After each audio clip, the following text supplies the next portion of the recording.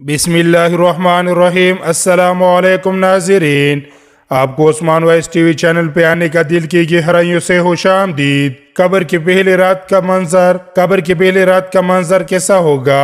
ये एक ऐसा सवाल है जिसकी तलाश में हर दूसरा शख्स नजर आता है।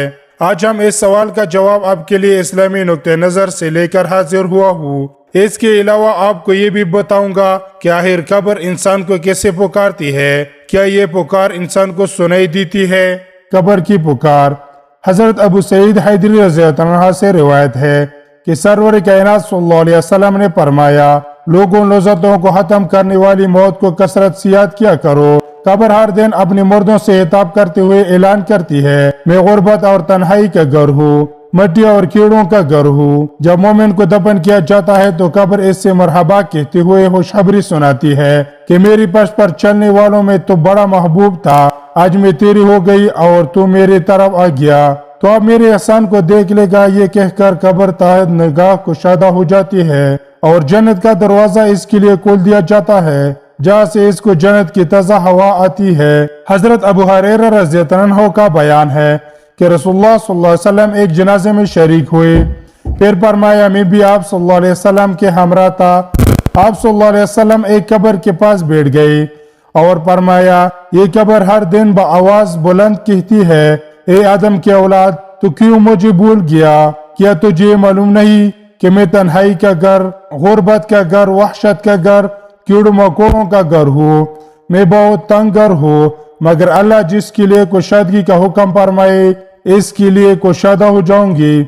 इसके बाद आप सल्लल्लाहु अलैहि वसल्लम ने फरमाया, एक कब्र तो या तो जन्नत का चमन है या फिर आग का एक तंदूर। हजरत अबू हिजाज रज़ियल्लाहु अन्हु से रिवायत है कि रहमत आलम सल्लल्लाहु अलैहि वसल्लम ने फरमाया, मुर्द जब कब्र में रखा जाता है तो कब्र इसको कहती है, ए इब्ने आदम, तो हलाक हुआ, तुझे किस चीज ने मुझसे धोखे में रखा? क्या तुझे मालूम न था कि मैं फितना, तारीकी और कीड़ों मकोड़ों का घर हूँ? तुझे किस चीज ने मुझसे बहका कर निडर कर दिया और तू मेरे पश पर खूब अकड़ कर चलता था? अगर वो मुर्दा नेक होता है तो इसकी तरफ से कब्र को जवाब देने वाले हो जवाब देते हैं, एक कब्र तो देख तो सही इसके अमाल कैसे है। ये अच्छाई इख्तियार करता था और बुराइयों से बाज रहता था।